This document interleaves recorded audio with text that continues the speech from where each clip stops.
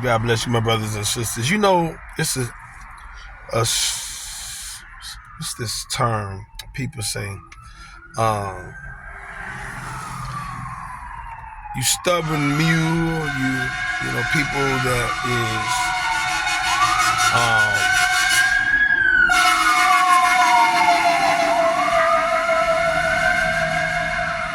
stuck. And people stuck in their ways. People say you just, not people, but it's a phrase. People say, well, it's a term or that is often used as saying stubborn as a mule, because or hard headed, because you're stuck in your own way and you don't want to do anything. And you think of a mule, you think of it like a donkey or a jackass or what have you. I'm thinking about a passage in the Bible where it was a donkey, perhaps two donkeys, but it was a donkey, a colt, should I say, tied up. And Jesus told the disciples, go where this animal was that's tied up and go untie it. Jesus is so awesome. When people try to tie you up and tangle you up, Jesus is so loving, he'll free you up. Even those who act like like they stuck in their ways, or they tied up to frustration, or they tied up to anger, or they tied up to disappointment, or they may just be, but he told disciples, go on free cold. And if somebody asks him, tell him the Lord need it. Some people probably been around people that have been perceived to be stubborn, stuck in their ways, and you wondering, you just wasting your time trying to untie the knots in this individual's head, and probably your own, like wondering what is wrong with this individual. Why won't they change? Why won't they just get it right? Have you ever been like that? People maybe watch us and forget looking at people. What about looking at yourself? Aha, absolutely right. You can be that person. The facilitator that's teaching perhaps could be that person. That individual was tied up, and Jesus came to free that, not individual, but that animal at the time. It reminded me of a man that was cutting himself and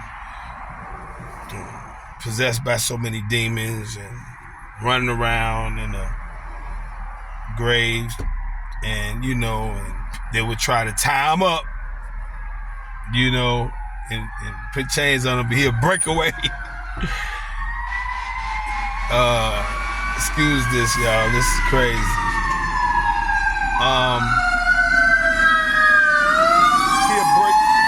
He'll break away because it's like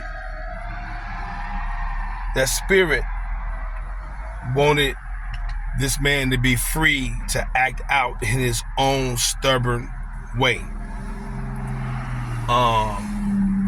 with no sense of self-control. Now, this is an individual that was tied up and tangled up in a spiritual battle with demons, legions. Jesus came to free this man. And once Jesus freed him, the people saw this man was calm, sitting next to Jesus in his right mind. And it's interesting, the man, after being delivered and probably having a little bit of knowledge of how the people treated him, trying to tie him up and looked at him, in a way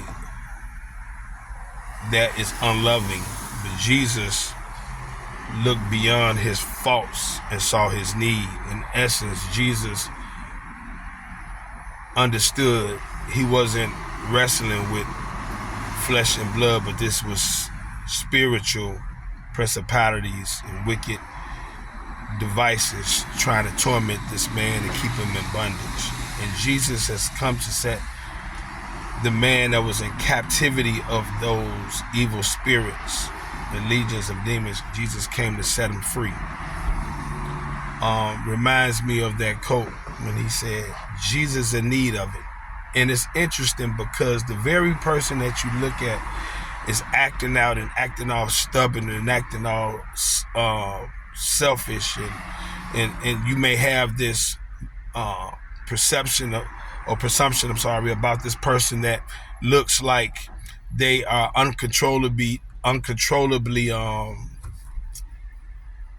rude or stuck in their ways. It's amazing how Jesus used those type of people.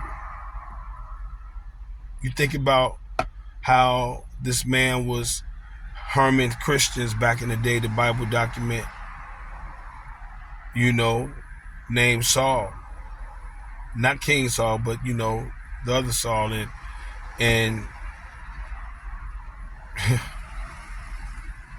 interesting enough, God knocked him off his high horse on his way to Damascus, and he had permission to go out and do treacherous things to the believers, and God had to check him.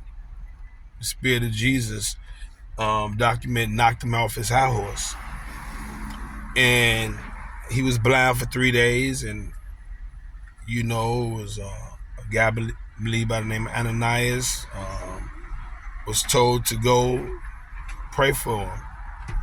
And he was like, Ananias was like, whoa, do you know who this guy is, Lord? You want me to go restore the sight to his blindness?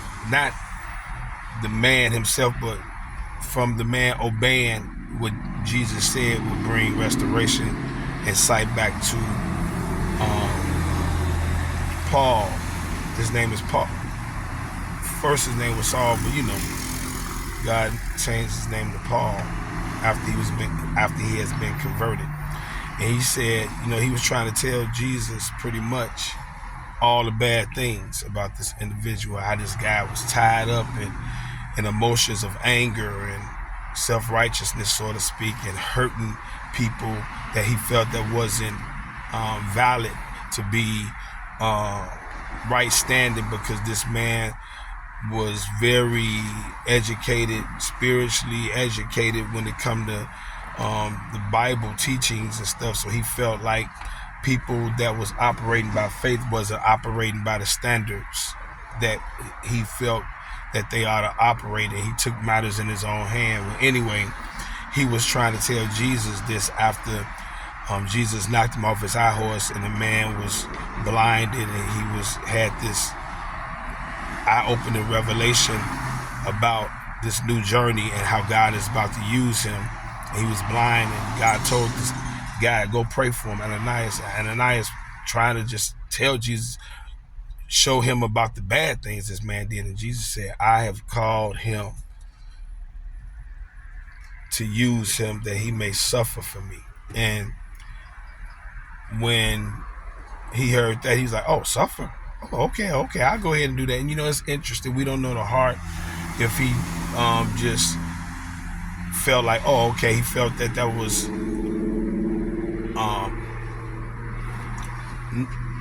deserving. I don't know why. I don't know, but he probably felt like, oh, what? Oh, he gonna suffer? Oh, use him to suffer? Okay, I go pray. You know, I don't know. But Jesus used someone that people, and even this man Ananias looked at and was really telling Jesus pretty much, man, this dude is a stubborn person that's doing his own thing and hurting people. He was trying to identify this man to what he was tied up in. But Jesus came to free him. Just like he had freed the demonic person that was demonically afflicted with so many demons. Jesus freed him. And when the man wanted to stay with Jesus, he said, no, you stay here and let the people see what God has done for you, and you tell the people what God has done for you. In essence, I'm freeing you to use you for ministry. Okay? The donkey, the colt that was free, he said, tell, if anybody asks the disciples, because the disciples said, what would people say? He said, if anybody asks, just say, the Lord is in need of it. You know, the Lord rode up on the back of that donkey, and God used it for such a time. And he said the coat will be returned. And I can imagine the owner perhaps like, man, here it is, I'm tying this coat up, and here it is, Jesus freed it. And if the owner had any type of knowledge of who Jesus is and realized, wow, something I had tied up, Jesus needed it. You may have a relationship that you got tied up, you so strong holding it, and you like don't want to let it go. And God is saying, free it up. I need it. You know, I want to put my glory on it. Jesus sat on this coat and rode it. And that's when people was praising him and things of that, and putting palms, trees. And I can imagine after that animal return, how if this man, perhaps what the owner was a believer, probably felt like, wow, what an honor that the Lord would use something that was in my possession. And who am I to tie up and keep in a state of, you know, being or feeling not worthy? Who am I to just tie this thing up and make it so uncomfortable? You know, the animal probably was just like sitting there like, man, people probably looking at the neighbors, the other little coats just probably in their little stable, just walking carefree amongst each other. But this one was tied up. God will come to set you free. If you tied up in emotional grips of frustration, tied up in lust, tied up in perversion, tied up in disappointment, tied up in confusion, tied up in fear, Jesus has come to set you free. And when he sets you free, he wants to put himself, his glory on you, that you may be used for him, that people may see him when they see you. When they saw the coats, and people say, perhaps even the little other animals, like, wait a minute, that's the one that we was laughing at that was tied up and everything. Now, God, the creator of everything, is riding on it. You know, that's a little cartoon voice. You know what I'm saying? And it's just amazing how God love will free you up. And free you up when you feel like you tied up and you can't do nothing, and you're wasteful and you're useless, and you feel like you don't have control of the situation. Jesus' love came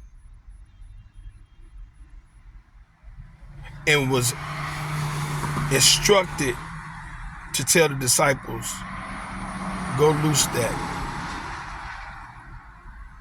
thing that's tied up. I pray in the name of Jesus, anything that has been tied up, that Jesus loose from any emotional grip that's tied up. You may be tied up in rebellion. You may be tied up in saying, I'm going to do it my way instead of doing it God's way. You have to be loose from the strongholds of the enemy to be free, to be used by God. You can't be used by God if you're tied up in your own emotion. You're tied up in your own way. You're tied up in the flesh. To be used in a spiritual manner is to be loosed from any stronghold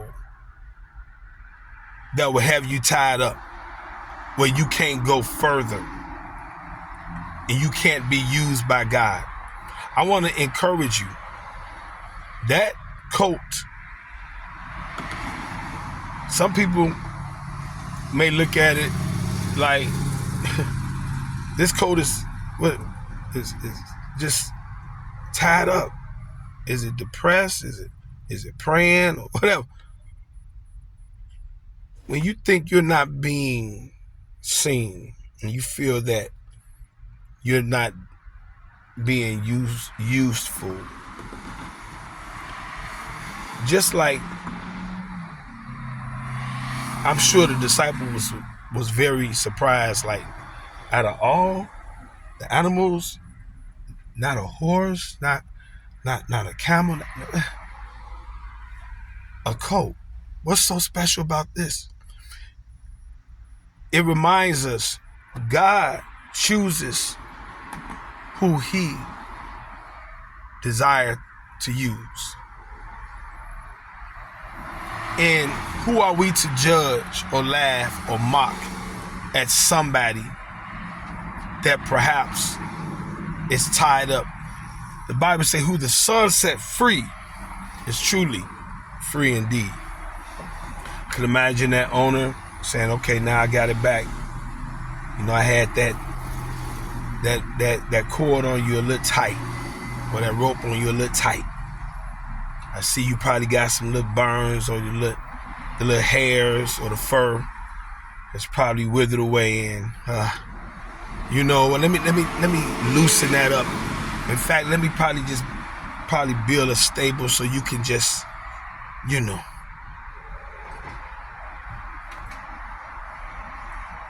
be free. I can probably imagine Jesus probably saying, I'm gonna use this coat because when he was a little baby, he was reminded how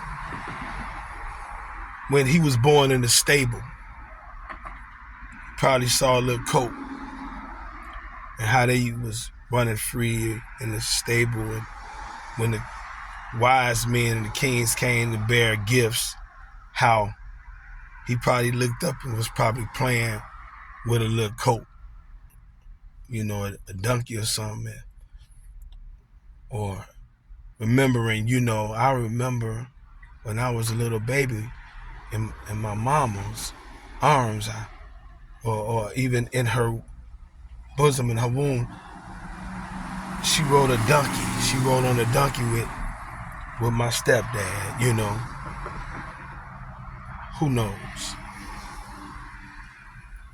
But the Bible talks about even something that appeared to be stubborn as a mule, so to speak, or stiff as the world call it, a jackass, or feel like they stuck in their own ways. And, you know, we are not to kick the person and talk about them, because the Bible talks about another